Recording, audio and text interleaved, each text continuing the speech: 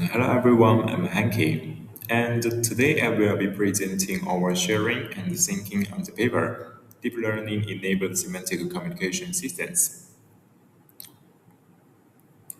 Our presentation is divided into seven parts: intro, background, challenge, framework, experiment, and the conclusion, the innovation of this paper, and finally, some of my own thoughts on the subject. And what I want to put emphasis on is part 4 and part 5. So let's start with the introduction. Based on Shannon and Weaver's information theory, communication can be categorized into three levels. The first level is the transmission of symbols. This focuses on ensuring what I express is accurately received. This has been the main direction and the core focus of conventional communication over the past few decades. At this level, successful communication strictly means that the received message is identical to the transmitted one. The second level is the semantic exchange of transmitted symbols. This focuses on what I mean. Instead of just passing bits, what is the actual content and the meaning behind them? At this level, what is received doesn't have to be exactly the same as what was sent. For example, transmitting "I have a car" but receiving "I have an automobile" is typically still regarded as a correct communication. This level is the primary emphasis of this paper. The third level is the effect of semantic information exchange. This deals with what you should do. It looks at whether the received message causes the receiver to act in the way designed by the transmitter, which represents the future of communication. Moving to the background, as we've developed from 1G to 5G, our communication speed have rapidly improved, but the system capacity is now gradually approaching the channel limit.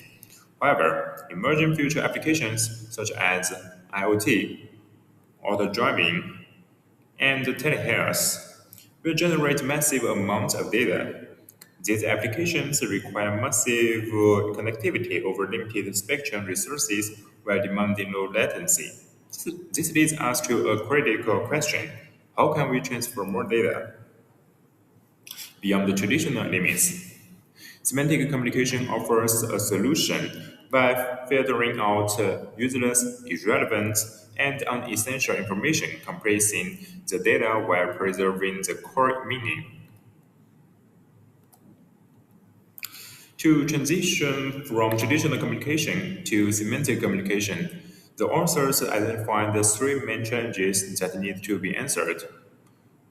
How do we define the meaning behind the digital bits?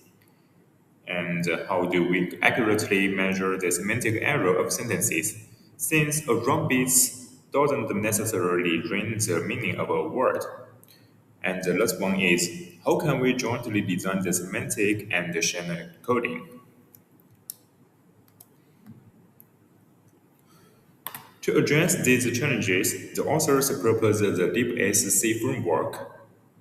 As you can see, a model extracts the semantic information using a semantic encoder based on the background knowledge. It then passes through a channel encoder to generate symbols for physical transmission. The signals are transmitted over physical channels, specifically tested here using AWGN, also known as additive white Gaussian noise, and the railing fading channel. The receiver performs the reverse transformation using a channel decoder and a semantic decoder to estimate the original sentence. To train this, the authors use a unique loss function combining cross entropy and mutual information. Furthermore, instead of just using conventional blue squares, They initialized a new metric called the sentence similarity to accurately reflect the semantic understanding. You can now they define the sentence similarity as this equation. And looking deeper into the model's neural network structure, the embedding layer maps your input words into dense vectors. The transformer encoder utilizes self-attention mechanisms to extract the core semantic meaning of the sentence. The dense layer acts as the channel encoder, compressing the data into robust symbols to cope with the channel noise. And finally, the reshape layers format the data so it can be transmitted through the simulated physical wireless channel. The physical channel simulates the real-world wireless noise. The training algorithm calculation is divided into two phases, as you can see in the graph. In the while loop, you can see the first step is train the mutual information estimated model, and step two is train the whole network. In the phase one, we focuses on training the mutual information estimation model using unsupervised learning. And at the phase two, we train the entire transceiver network. It combines the cross-entropy loss to ensure semantic accuracy with the mutual information model to maximize the achieved data rate. In real-world applications, communication scenarios dynamically change, and retraining the entire network from scratch introduces extra costs. To solve this, the authors adopted transfer learning. If you have if you have different background knowledge, you freeze the pre-trained channel encoder and decoder and only retrain the semantic layers. If your physical channel changes, you freeze the semantic layer and only retrain the channel layers. And what if the knowledge and the channel are totally different? The pre-trained model still saves time. After adapting the modules, you unfreeze them and train the whole network for just a few epochs to converge to the global optimum, which is transfer learning. Why is transfer learning still effective even with completely different background knowledge and channels? It's because amidst all the changes, some underlying rules remain constant. For example, in the realm of semantic, basic grammar, subject, verb, object structures, and the general parts of speech is unchanged. And for the realm of channel, the fundamental principles of modulation mapping and the single energy allocation is stable.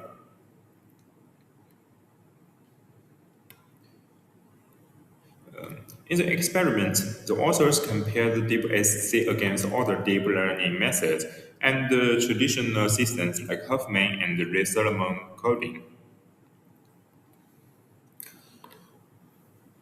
You can see in the eight graphs, the deep SC network curve is always above other curves, and more clearly in the really fading channels, the DBSA network is always above all other caves.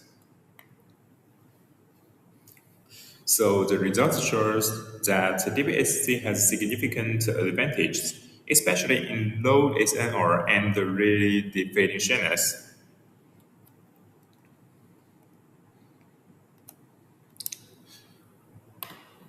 Transfer learning proved to be a highly effective method for reducing computational costs and accelerating training speed. Due to parallel processing capabilities in deep neural networks, the average processing runtime for sentences is significantly reduced compared to traditional iterative decoding approaches like turbo coding. Although JSCC's runtime is smaller than DeepSC, but its performance in communication is not very better. It is not very good. And the number of symbols per word is a crucial parameter for DeepSC. And the results also prove that incorporating the mutual information model into the loss function effectively enhances the overall system capacity.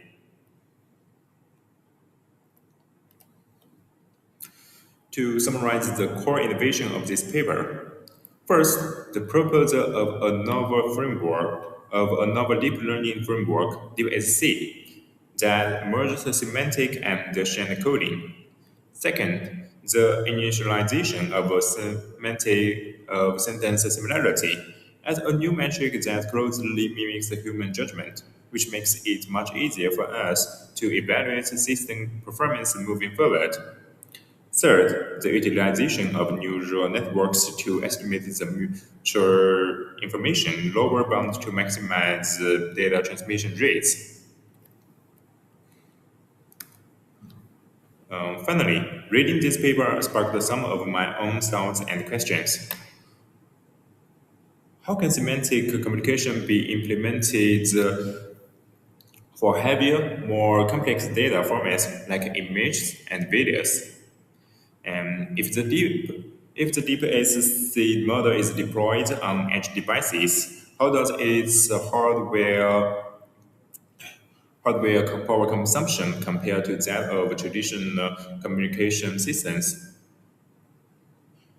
Given different background knowledge, there can be a significant gap in how the transmitter and the receiver interpret the same word. Could generative adversarial network, also known as games, be used to solve the problems? And the last one is with the assistance of AI, is it possible to finally achieve level 3 communication? If so, what metrics could we even use to evaluate the effectiveness of an action? And that's all. Thank you for your time and attention.